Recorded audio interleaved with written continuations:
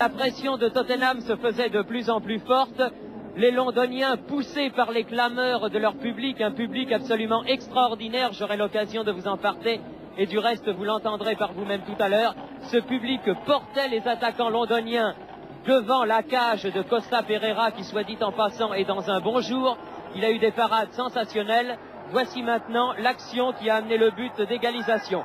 Coup franc pour Tottenham, shooté par Danny Blankflower, le capitaine de l'équipe londonienne. Une longue balle en avant, tête de Germano, la balle à White, White une balle en cloche, regardez Smith la contrôle avec la poitrine et shoot posément, battant imparablement Costa Pereira à la 34e minute de jeu.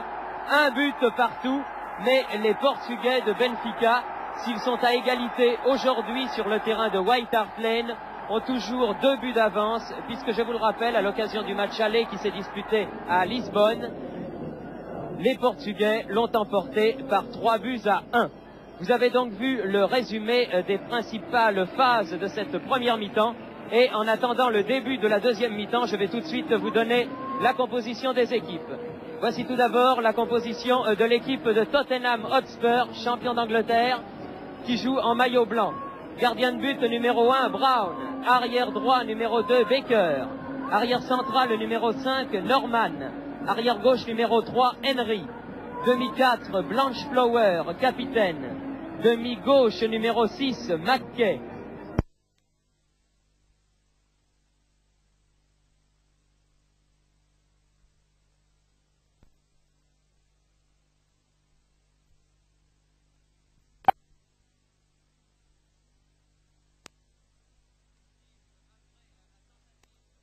Moes sort en sortie de but. 2 minutes déjà que l'on joue.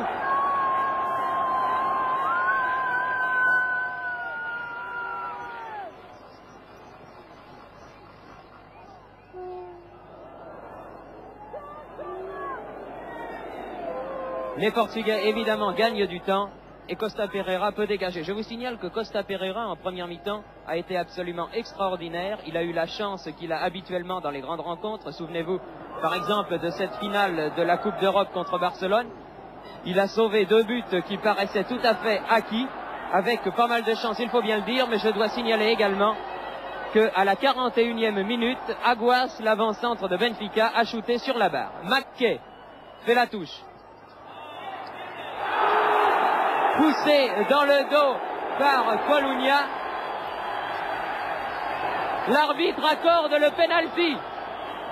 L'arbitre accorde le penalty.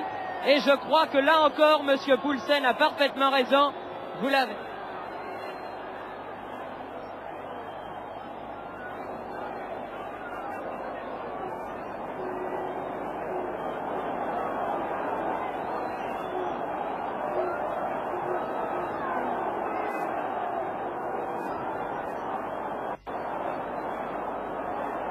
L'arbitre donc accorde le penalty pour faute de Colunia sur White qui l'a poussé dans le dos. C'est Danny Blanchflower, le capitaine de l'équipe de Tottenham, qui va essayer de transformer ce penalty.